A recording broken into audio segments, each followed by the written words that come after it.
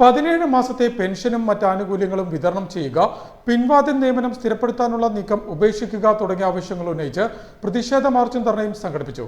നിർമ്മാണ തൊഴിലാളി federation UTUC Alappuzha ജില്ലാ കമ്മിറ്റിയുടെ ആഭിമുഖ്യത്തിലാണ് മാർച്ചും ധർണയും സംഘടിപ്പിച്ചത്. 17 മാസത്തെ പെൻഷനും മറ്റ് ആനുകൂല്യങ്ങളും വിതരണം ചെയ്യുക, പിൻവാതിൽ നിയമനം സ്ഥിരപ്പെടുത്താനുള്ള നീക്കം ഉപേക്ഷിക്കുക, റിട്ടയർമെന്റ് ആനുകൂല്യം ഉടൻ വിതരണം ചെയ്യുക തുടങ്ങിയ ആവശ്യങ്ങൾ ഉന്നയിച്ച് നിർമ്മാണ തൊഴിലാളി ഫെഡറേഷൻ UTUC ആലപ്പുഴ ജില്ലാ കമ്മിറ്റിയുടെ ആഭിമുഖ്യത്തിൽ മാർച്ചും ധർണയും സംഘടിപ്പിച്ചു. ആലപ്പുഴ YMCA പാലത്തിന് സമീപത്തു നിന്നും ആരംഭിച്ച മാർച്ച് വഴിച്ചേരി ജംഗ്ഷന് സമീപം നിർമ്മാണ തൊഴിലാളി ക്ഷേമനിധി ബോർഡ് ഓഫീസിന് മുന്നിൽ അവസാനിച്ചു. തുടർന്ന് നടന്ന ധർണ UTUC സംസ്ഥാന സെക്രട്ടറി TC വിജയൻ ഉദ്ഘാടനം ചെയ്തു.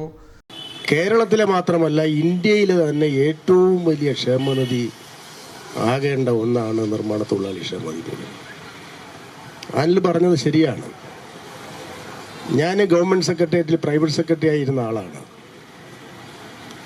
ബേബി സാറ് സുഖമില്ലാതെ കിടന്നതിന് ശേഷം മന്ത്രിയായി VP രാമകൃഷ്ണ ചേട്ടൻ ചുമതലയെടുത്തപ്പോൾ ഞാനാണെന്ന് പ്രൈവറ്റ് സെക്രട്ടറി. ഈ നിയമം നടപ്പാക്കുന്നതിനും ബോർഡ് രൂപീകരിക്കുന്നതിനുമുള്ള നടപടികൾ സ്വീകരിച്ചു വരുന്നു. കേന്ദ്ര നിയമം കൂടി ചേർന്ന് സംസ്ഥാന നിയമം കൂടി ലിങ്ക് ചെയ്തുള്ള വലിയ നിയമമാണ്. അന്ന് ശങ്കരദാസാണ് അതിന്റെ ചെയർമാനായിട്ട് ആദ്യം വരുന്നത്. UTC ജില്ലാ പ്രസിഡന്റ് അനിൽ B കളത്തിൽ ധർണയിൽ അധ്യക്ഷനായി. RSP ആലപ്പുഴ ജില്ലാ secretary advocate R Unnikrishnan, P Ramachandran, R Chandran, P Mohanan, R Mohanan, CS Rameshan, AR Joy, PK Ganesh Babu എന്നിവർ സംസാരിച്ചു.